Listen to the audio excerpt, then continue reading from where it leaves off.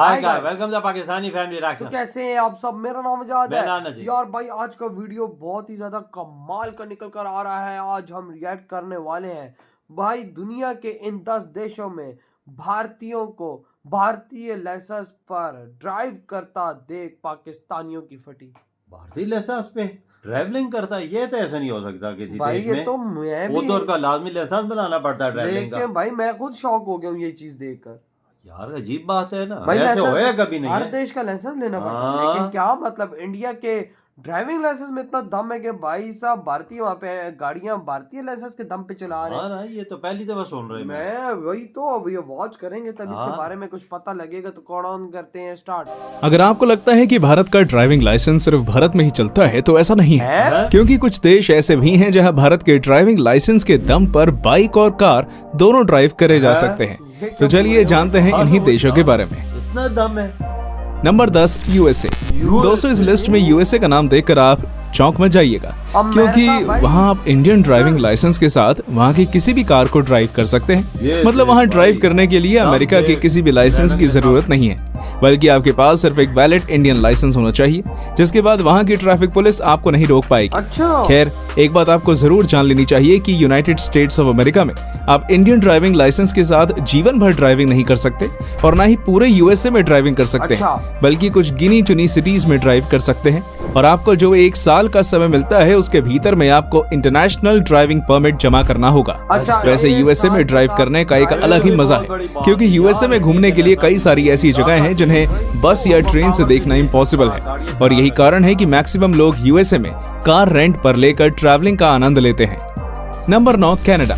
Canada India के रिश्ते भले ही इस वक्त सही ना हो, पर कनाडा में लगभग 7 से 8% या कहीं तो 10% तक इंडियन लोग रहते हैं। कनाडा घूमने के लिए भी एक बहुत ही शानदार जगह है, जहां बीचेस से लेकर एक डेवलप्ड सिटी तक हर एक चीज का मजा ले सकते हैं। और जैसा कि मैंने आपको बताया कि कनाडा में बहुत सारे भारतीय रहते हैं, इसलिए कनाडा की गवर्नमेंट ने इंडियन ड्राइविंग लाइसेंस को कनाडा में ड्राइव करने के लिए एक वैलिड लाइसेंस घोषित किया है। हालांकि ऐसा नहीं है कि आप इस लाइसेंस का इस्तेमाल जब तक आप कनाडा में रहते हैं तब तक कर सकते हैं, बल्कि आप इसका इस्तेमाल वहां केवल शुरुआती 3 महीनों में कर सकते हैं, और इन 3 महीनों के बाद आपको वहां के ड्राइविंग लाइसेंस को बनवाना होगा, और उसके साथ ही आपको इंटरनेशनल ड्राइविंग परमिट की भी जरूरत पड़ेगी। Number 8 United kingdom.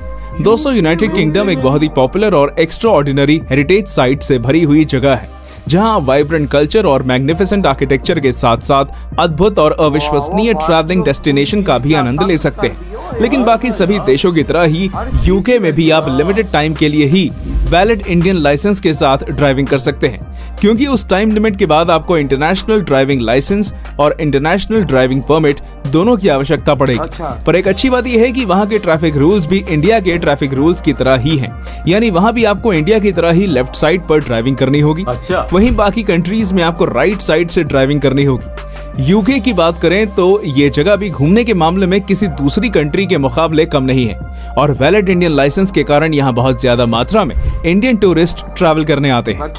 Number 7 Switzerland. Switzerland अपने चीज, चॉकलेट और मैजेस्टिक स्विस आल्प्स के कारण पूरे यूरोप की सबसे शानदार कंट्रीज में से एक है, जहाँ की वेल मेंटेन्ड रोड, लो एक्सीडेंट रेट्स और सिक्योर एनवायरनमेंट, यानी कि हर एक चीज आपको इस बात पर मजबूर करती है कि आपको भी एक बार पूरे स्विट्जरलैंड को बाइक या कार से एक्सप्लोर करना चाहिए।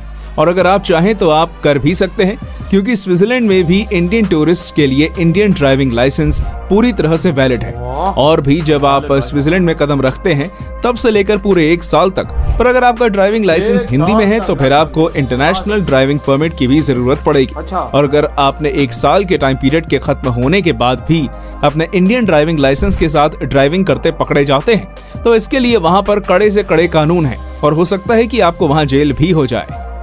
6 स्वीडन। दोस्तों जहां हमारे इंडिया में ड्राइविंग लाइसेंस हिंदी और इंग्लिश दोनों में वैलिड है, वहीं स्वीडन की बात करें तो स्वीडन में ड्राइविंग लाइसेंस इंग्लिश के साथ साथ एक और लैंग्वेज चाहिए होता है, जिसमें वहां की आरटीओ आपसे कहती है, जैसे कि स्वीडिश, जर्मन, फ्रेंच, डैनिश और नॉर्वेन। लेकिन सबसे शानदार बात तो यह है कि स्वीडन में आप इंडियन ड्राइविंग लाइसेंस को कैसे भी इस्तेमाल कर सकते हैं, और वो भी पूरे 1 साल तक। लेकिन इसके अलावा आपको अपना एक और आईडी प्रूफ साथ में रखना होगा।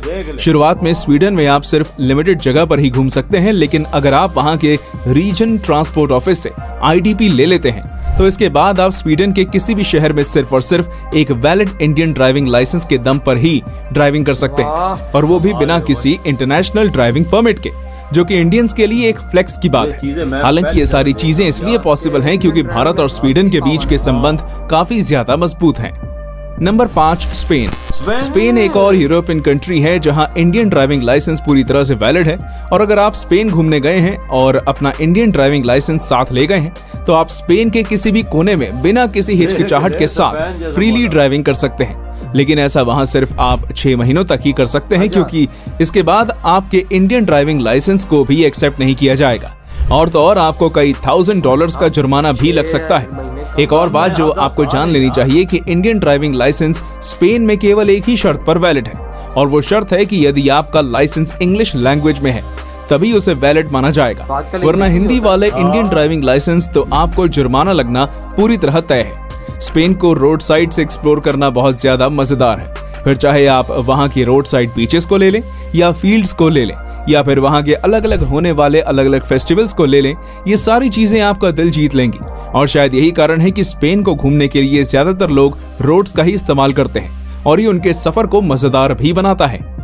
Number 4, Australia. स्पेन के बाद अब हम बात करते हैं एक ऐसी कंट्री के बारे में जहां दुनिया के सबसे ज्यादा शानदार लैंडस्केप्स और मल्टीट्यूड रोड ट्रिप डेस्टिनेशंस हैं, जो ऑस्ट्रेलिया को ट्रैवलर के लिए एक अपीलिंग चॉइस बनाते हैं। ऑस्ट्रेलिया को भी ज्यादातर लोग ड्राइविंग कर एक्सप्लोर करना पसंद करते हैं, और सबसे अच्छी बात तो ये है कि जिस तरह हमारे भारत में रोड के लेफ्ट साइड से ड्राइविंग की जाती है, ठीक उसी तरह ऑस्ट्रेलिया में भी रोड के लेफ्ट साइड से ड्राइविंग की जाती है, जो कि आपकी रोड जर्नी को और भी ज्यादा स्मूथ और इजी बना देगा।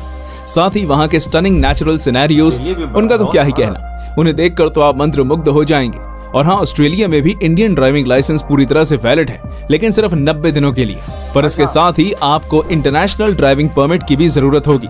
साथ वहाँ अगर आप इंडियन ड्राइविंग लाइसेंस के साथ ड्राइविंग करते हैं तो आपको वहाँ के लोकल ड्राइवर्स के मुकाबले कुछ और भी रूल्स एंड रेगुलेशंस का पालन करना होगा।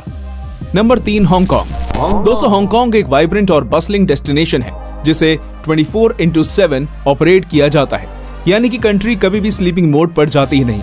यहाँ की डे लाइफ और नाइट लाइफ दोनों ही बहुत मजेदार है, और तो और यहाँ का ग्लैमर देखने के बाद तो आपकी आंखें ही चमक जाएंगी। लेकिन इतनी सुंदर कंट्री होने के बाद भी हांगकांग अपने देश के ड्राइविंग लाइसेंस के अलावा केवल इंडियन ड्राइविंग लाइसेंस को ही अपने देश में वैलिड मानता है। पर बाकी देशों की तरह ही हांगकांग ने भी एक टाइम लिमिट सेट करके रखी हुई है, और वो टाइम लिमिट है 1 साल। यानी आप 1 साल तक तो इंडियन ड्राइविंग लाइसेंस के दम पर ड्राइविंग कर सकते हैं, लेकिन अगर आपको उससे ज्यादा वहाँ ड्राइविंग का आनंद लेना है तो आपको ड्राइविंग परमिट तो लेना ही होगा। हालांकि ये सब हांगकांग इसलिए कर रहा है ताकि वो इंडियन टूरिस्ट को अट्रैक्ट कर सके। Number 2, Singapore.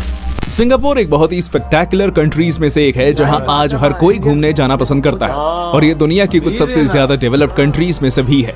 लेकिन इसके बावजूद भी अगर आप कभी सिंगापुर जाते हैं तो आपको वहां के ड्राइविंग लाइसेंस की कोई भी जरूरत नहीं है, बल्कि वहां भी आप इंडियन ड्राइविंग लाइसेंस को यूज कर सकते हैं, पर केवल 12 महीने तक। लेकिन ध्यान देने वाली बात है कि सिंगापुर में इंडियन ड्राइविंग लाइसेंस न केवल इंग्लिश में चाहिए होगा बल्कि रोमन में भी चाहिए होगा, जिसे आप सिंगापुर एम्बेसी से बनवा सकते हैं। पर अगर रोमन में लाइसेंस नहीं है तो आपको इंटरनेशनल ड्राइविंग परमिट की जरूरत होगी। Number 1, Malaysia. दोस्तों, अब बात आती है मलेशिया की, जो कि एक साउथ ईस्ट एशियन कंट्री है, और मलेशिया एक ऐसा देश भी है जिसके भारत के साथ काफी अच्छे संबंध है, और इसी कारण से आप मलेशिया को सिर्फ और सिर्फ इंडियन ड्राइविंग लाइसेंस के दम पर ही ड्राइविंग कर एक्सप्लोर कर सकते हैं। और मलेशिया में भी आपको स्विट्जरलैंड के जैसे ही इंटरनेशनल ड्राइविंग परमिट की जरूरत पड़ेगी। आपको बता दें कि मलेशिया को रोड ट्रिप से एक्सप्लोर करने पर आपको एक अलग ही मलेशिया नजर आएगा, और आपको एक अलग ही एक्सपीरियंस मिलेगा।